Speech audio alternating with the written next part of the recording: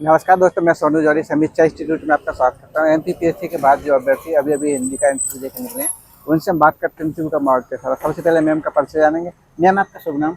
मेरा नाम सुनैना है। मैम, आप कहाँ से हैं? इंदौर जिले से। इंदौर से। कैसा रहा आपका इंटरव्यू? बहुत अच्छा था सर। अंदर का माहौल कैसा था? बहुत अच्छा है सर। जैसे आप इंदौर से हैं तो मैम, इंदौर से कोई प्रश्न बना आपसे? जी नहीं सर।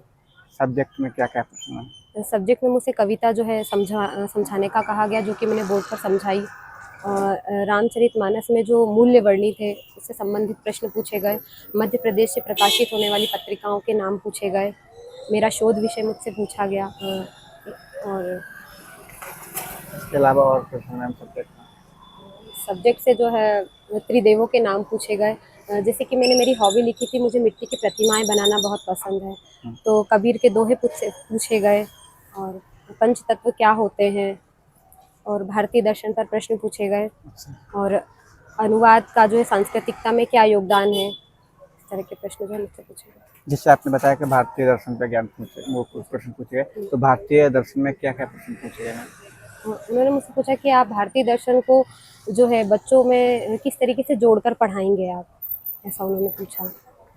परंपरा को कैसे आप बच्चों में स्थापित करेंगे।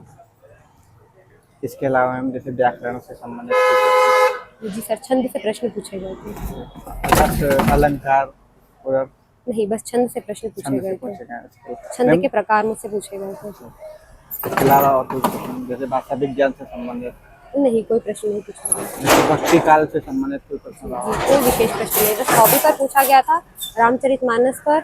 और जैसे मेरा नाम सुनैना है, तो पौराणिक कथानक की प्रमुख पात्र पूछी गई थी कि कौन है सुनैना। अच्छा अच्छा।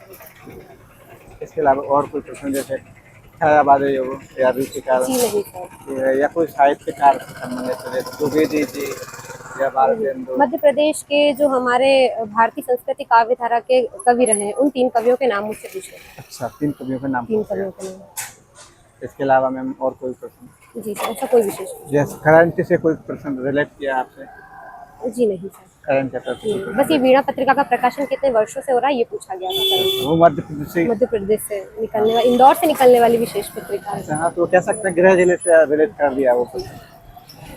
मैम, अभिरुचि पे कितने प्रश्न पूछे आपको?